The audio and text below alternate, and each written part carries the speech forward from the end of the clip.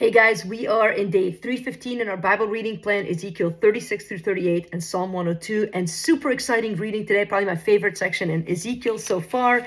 And I'm almost getting to the point where I'm going to miss it when we leave it. Okay, we may not go that far, but maybe after today's reading. So the big idea today is that the promise of the new covenant is that God will bring what's dead to life and hope in the place of despair. Okay, this is great news no matter what you're facing today. We're looking at it from the perspective of Israel, and they're gone through captivity, and there's a lot of judgment happening, and yet the word of the Lord comes, and this is awesome. In chapter 36, it says, and you, son of man, prophesy and say, hear the word of the Lord. That God gives us the ability to hear still in the midst of a season of difficulty is amazing.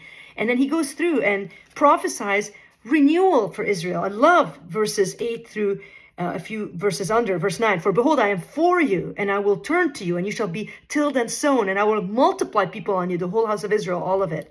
He says, I will cause you to be inhabited as in your former times. I will do more good to you than ever before. Okay, God does this not for their sake, but for his. Then you will know that I am the Lord, and he does it for his sake.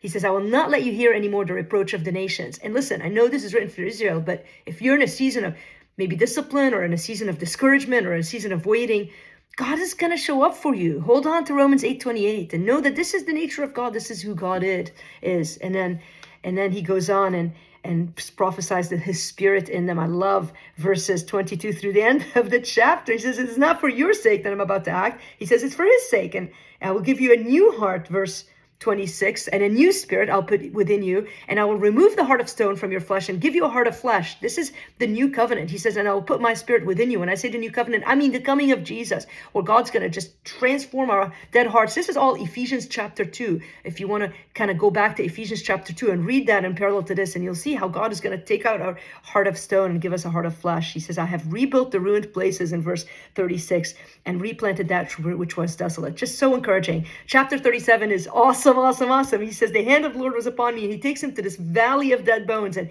he says, can these bones live? And the answer is no, they cannot live without the Lord. And so the Lord breathes into them, sort of like he did to Adam back in the Genesis story, but also a picture of new life in Christ. We cannot give ourselves life, but God uses people like Ezekiel. He uses people like us to bring the message to people who need it. And then God gives life, and he does it on his terms, in his way, and he breathes life into us. If you feel dead spiritually today, maybe you know him and you feel dead, ask him to give you a new spirit, to anoint you afresh. But also remember how good he is to his people Israel. He did not leave them desolate. And then I love the promise in Ezekiel 37, second half, talks about taking these two sticks. This is a picture of Israel and Judah and unifying them.